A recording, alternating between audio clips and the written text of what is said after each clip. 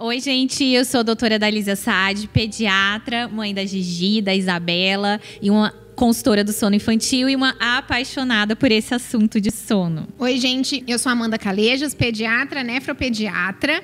Ainda, como falei no podcast anterior, não tive essa experiência pessoal do sono, mas também gosto muito desse assunto porque sei que faz muita diferença na vida dos pais que estão cuidando do bebê. Então... 1, 2, 3... Está começando... Pediatria em Dose Dupla! Dose dupla. Mostro a mãozinha e faço ela dançar. Eu fecho, eu abro e volto a guardar.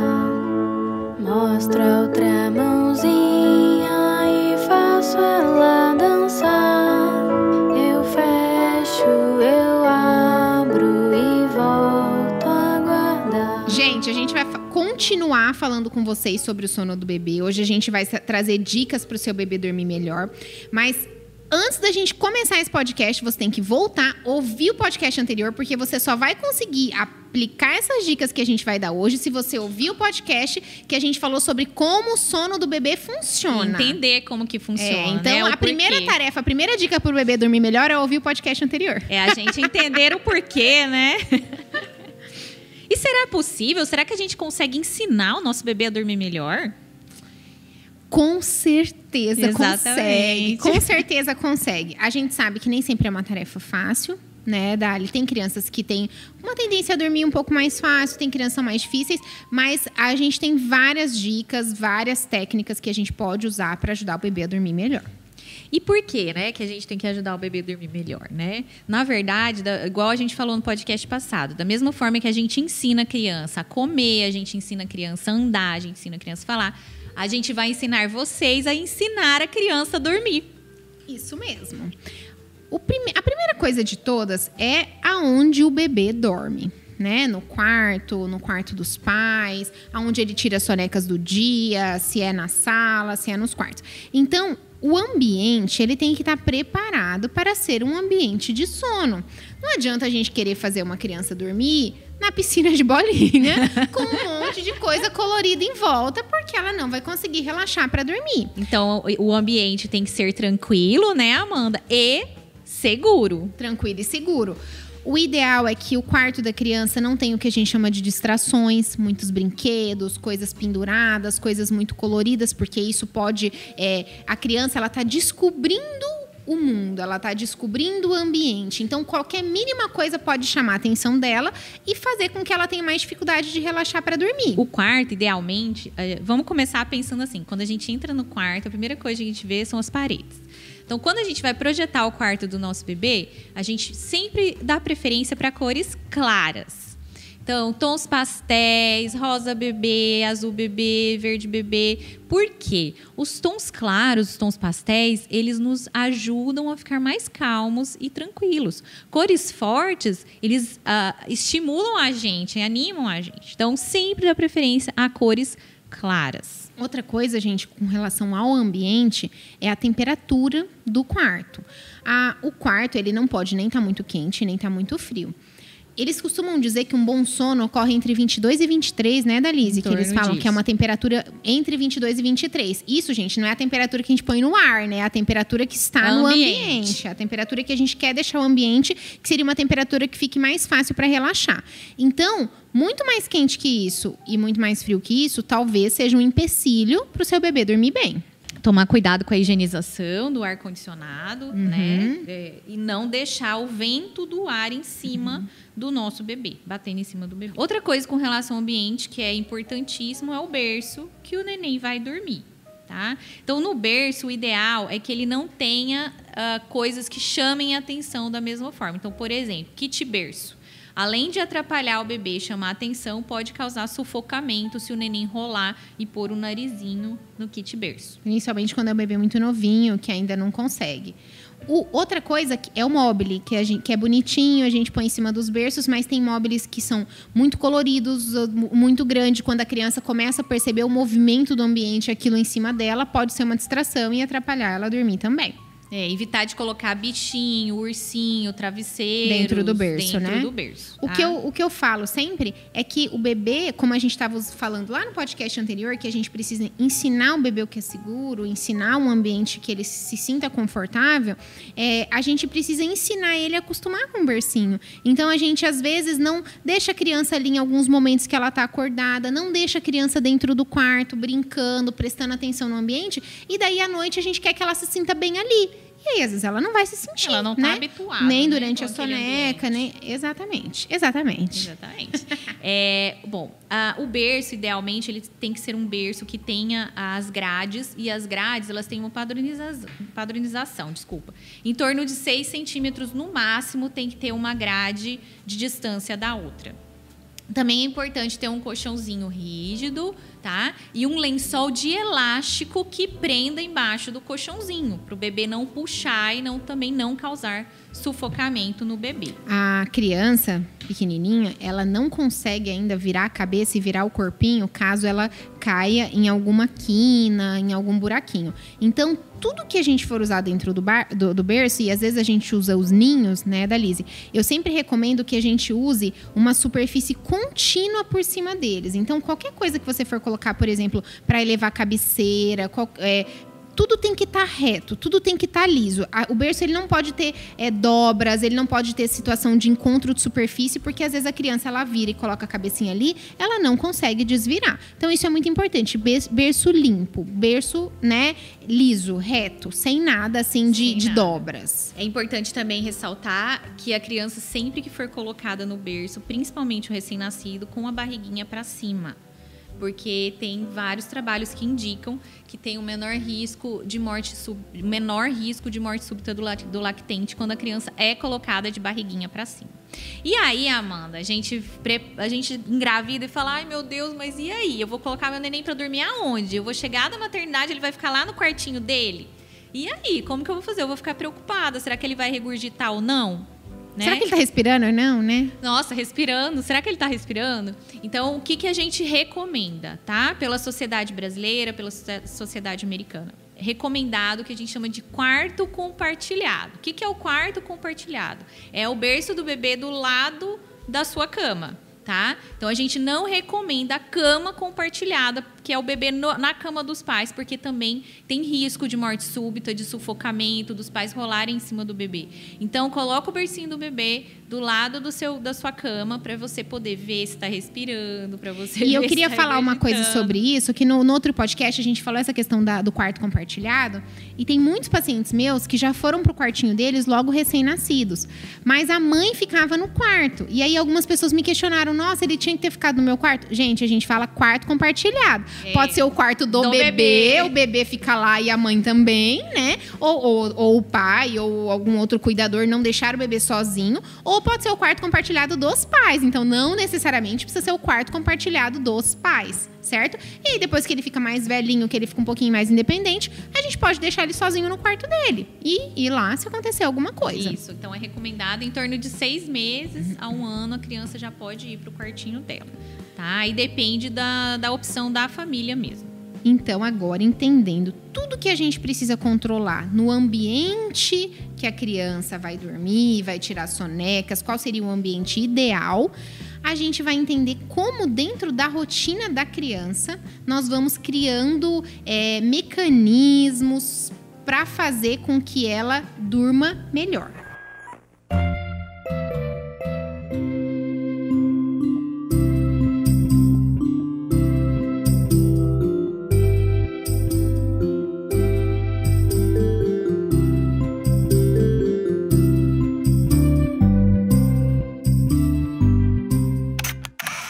A rotina é super importante. A criança se sente segura quando tem rotinas, quando ela sabe o que vai acontecer. Então, a gente criar rotinas vai fazer o nosso bebê já também ter situações que já vão, o próprio momento, induzir o soninho dele. É igual a gente, por exemplo, você vai num lugar pela primeira vez, você não sabe o que fazer. Você fica inseguro, você fica perdido. Quando você chega, depois você já foi há algum tempo, você sabe, é aqui que é o banheiro, é aqui que é tal, aqui. Você já tem a direção que você vai seguir, você já fica seguro e tudo flui melhor. Então, isso te traz uma tranquilidade, né? Uma tranquilidade. Imagina para a criança. Né? Então, a previsibilidade para a criança é uma coisa que é muito importante. A gente tem que seguir todo dia a mesma coisinha que a gente vai fazer com ela na hora dela dormir. Seja na soneca, seja à noite. E a rotina dela não pode ser uma rotina muito irregular, né? Óbvio que a gente não quer. Todo dia ela come a fruta às 9h13. Então, tem que ser 9h13. Exatamente, não, né? Mas a gente quer que a sequência, os acontecimentos ocorram de uma forma uniforme durante os dias. Idealmente, a gente tem sim que ter uma rotina com as crianças, tá? Teoricamente, até com a gente mesmo, né? Então, como que começa essa rotina? Como que a gente estabelece? A gente deve começar a rotina pensando a partir do momento que a gente acorda, tá? Então, de manhã cedo. Criança tem que acordar cedo. Tem que acordar quando o sol nasce. Em torno do quê?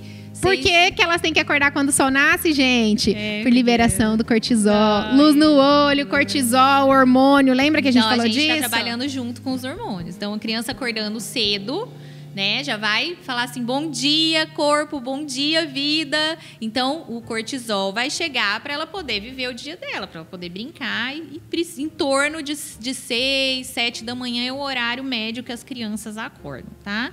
Então, a gente começa... E aí, cada idade tem crianças que precisam de sonequinhas durante o dia, tá? Tem idade que precisa de 2, tem idade que precisa de 3. Depois, né, vocês individualmente podem perguntar pra gente a idade pela idade do bebê de vocês. Lembrando que as tabelas ajudam, mas não é nada fixo, exato, tá? Então, a gente vai ter as rotinas do dia. É ideal que as crianças tenham as sonequinhas do dia. Sabe por quê, Amanda? Porque, às vezes, a pessoa pensa, não, eu vou deixar meu neném acordado o dia todo para ficar com sono à noite. Mas a gente tem que lembrar que o sono do bebê é diferente do nosso. Então, ele precisa dormir e descansar durante o dia para que ele não fique hiperexcitado. Para que ele não... Imagina ele com aquela bagagem de livrinho, tendo que colocar na prateleira durante o dia, não colocou nada. Chegou à noite, ele tá... Exausto. Ele tá exausto e acordado, né? E aí, o que acontece? Essa exaustão aumenta mais o cortisol e vai dificultar a melatonina de agir.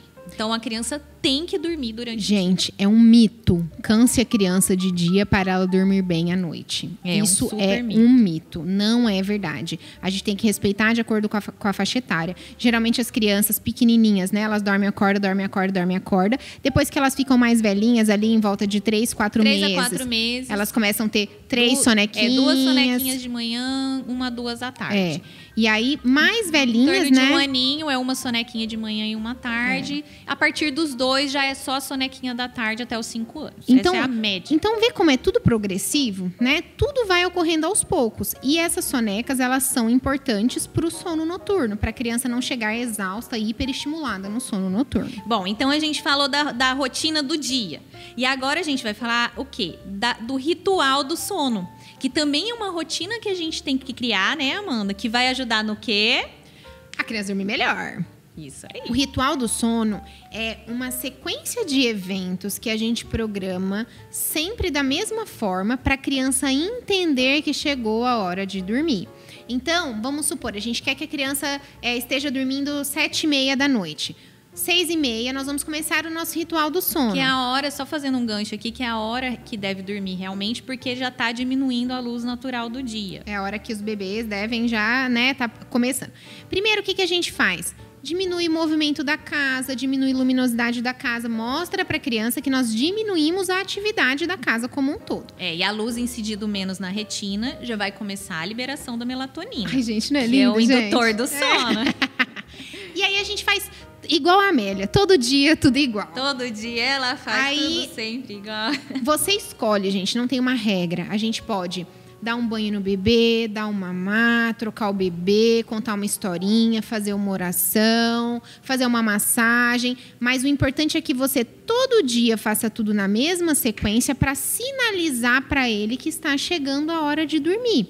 E com isso ele vai aprender que aquele é o momento em que ele vai dormir. Depois que a gente conversou sobre isso numa live que a gente fez, né, da Lise, no Instagram, sobre quanto tempo a gente demora para criar um hábito na criança. E a gente sabe, gente, que demora. Eles falam que é cerca de 28 dias para que aquele hábito esteja criado. Estabelecido. Por isso que é importante que a gente faça tudo igual. E vocês vão perceber que a criança, sabendo que é aquela hora de dormir, ela já vai mais relaxada para conseguir dormir melhor. Então, o ritual do sono, quando a gente consegue fazer certinho, é fantástico. Mas a gente precisa fazer certinho e a gente precisa fazer sempre no mesmo horário, né, Dalise? Isso, o ideal, gente, então, para vocês que ainda estão grávidas ou que os bebezinhos estão recém-nascidos, vocês já podem começar a ensinar os bebês a dormir sozinhos dessa forma. Então, a partir dos 3 meses, a gente começa a trabalhar esse ritual, Amanda. Então, seu bebezinho fez 3 meses, aí você já tem que estar com esse ritualzinho estabelecido. Que aí ele já vai aprender que tal hora, abaixou a luzinha, você já vai para o quarto, já dá o banhinho, canta uma musiquinha tranquila, põe o próprio pijaminha, já é um indutor do sono do bebê. E, naturalmente, ele vai se acostumando com isso. Para quem já tem a criança maior, que tem dificuldade para colocar, iniciando a introdução dessa rotina de sono já ajuda muito a criança a aprender a dormir. E aí a gente vai colocar no berço e ensiná-la a dormir sozinha. Uhum. E aí eu queria voltar e falar do que eu quase dei spoiler no episódio anterior, que são dos indutores do sono. Indutores do sono, gente, são coisas que a criança usa para ajudar ela a dormir. Quais são os mais comuns que a gente vê na prática? A sucção, a criança ela suga mamando o peito da mãe. Ela dorme mamando o peito da mãe. E aí vem a chupeta, né? A chupeta, na sucção, a mamadeira. Tem crianças, por exemplo, que usam um objeto, uma naninha, algum ursinho, alguma coisa que elas ficam pegando e encostando e elas usam como indutor do sono. Tem criança que só dorme andando de carro, que usa, né? Que os pais aprenderam, ensinaram ela a andar de carro. Por exemplo, tem criança que só dorme sendo ninada. Tem pai e mãe, Amanda, que tem que ficar a noite inteira andando pela casa. Tem criança, quando para de andar, a criança acorda. Tem criança que usa o colo para induzir o sono, né? Ela só dorme se tiver no colo. E aí, gente, tem indutores do sono que ajudam a gente e tem indutores do sono que atrapalham a gente. Por quê? Lembra quando a gente conversou sobre como o sono funciona? Que a criança ela faz ciclos de sono mais curto? Cada vez que ela usou um indutor do sono, na hora que ela tem aquele breve despertar, que a Dalise explicou pra gente, da diferença das fases do sono, para voltar a dormir, geralmente ela procura aquele indutor que ela usou para adormecer. Então, são aquelas histórias que a gente ouve, às vezes, que toda hora que a criança acorda, a mãe tem que pegar no colo, ou a mãe tem que dar o peito, porque ela não consegue voltar a dormir se ela não usar o mesmo indutor que ela usou anteriormente. Perfeito, exatamente. Então, por isso que é importante a gente ensinar a criança a dormir sozinha no berço. Igual você falou, tem indutores de sono que não dependem de nós estarmos lá. Então, o primeiro é o ruído branco. Uhum. E o ruído branco, ele pode ser usado desde o nascimento. Inclusive, de acordo com a teoria da esterogestação, que vocês já conhecem, o barulho do ruído branco, ele é um som que imita o meio dentro do útero do bebê.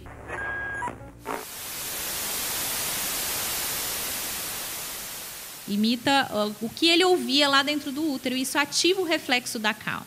Então, e não depende de você estar lá o tempo todo fazendo shhh, né? Então, se você coloca lá o ruído branco tocando, né, o barulhinho, na hora que o neném está sonolento, colocou acordadinho, sonolento no berço e o ruído fica ali, o próprio ruído vai embalando e o neném vai se ninando e dormindo sozinho.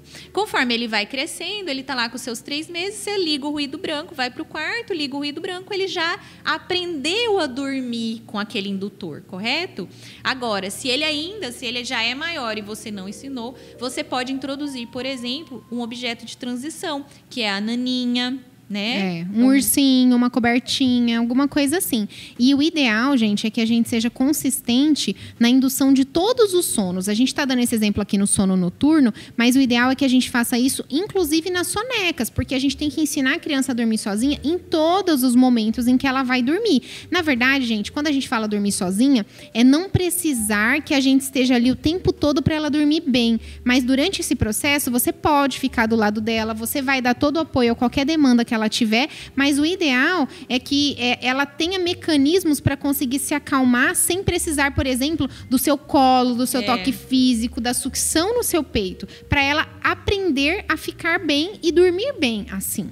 Isso, né? E a gente tem que entender, Amanda, que ensinar a criança a dormir sozinha não é abandonar ela. Que isso é uma coisa que as mães sentem muita frustração. Ela fala, ai, meu neném tá lá sozinho, eu tô abandonando. Mas muito pelo contrário.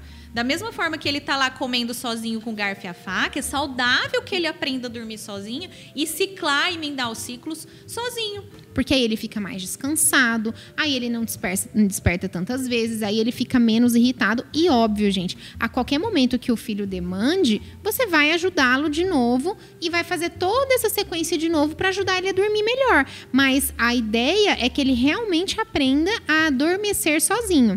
E aí, é muito importante que ele esteja no lugar onde ele vai continuar dormindo ainda acordado. E aí é o que a gente sempre fala, né, Dalise?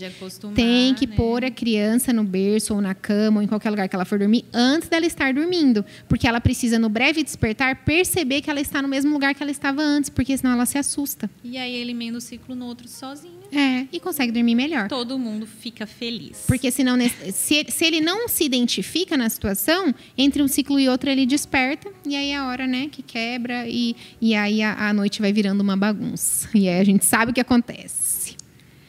Bom, gente, eu gosto de orientar a disciplina positiva para poder ajudar os pais com relação a ensinar o sono do bebê.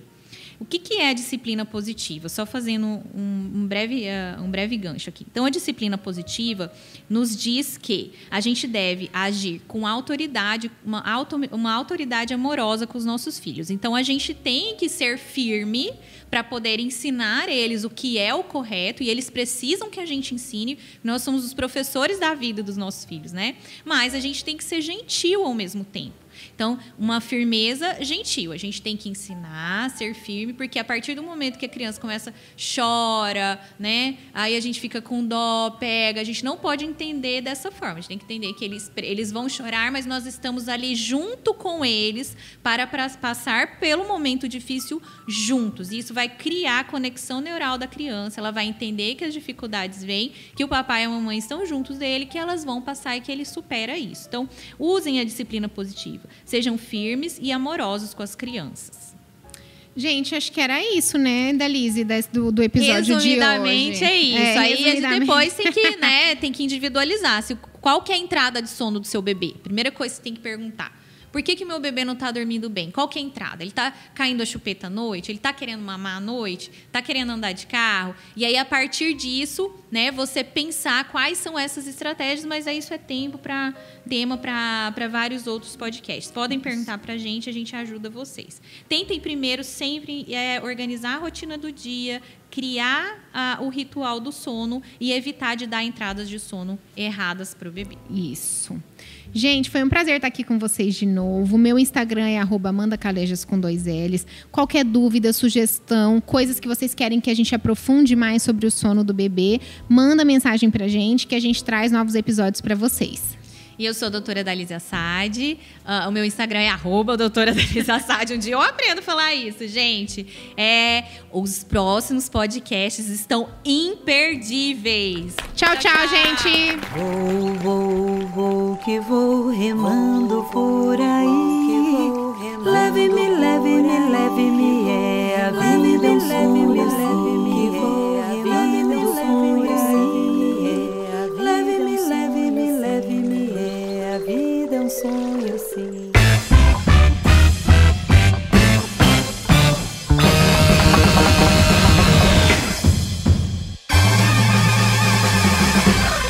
Este podcast foi gravado e editado pela Pequi Produções.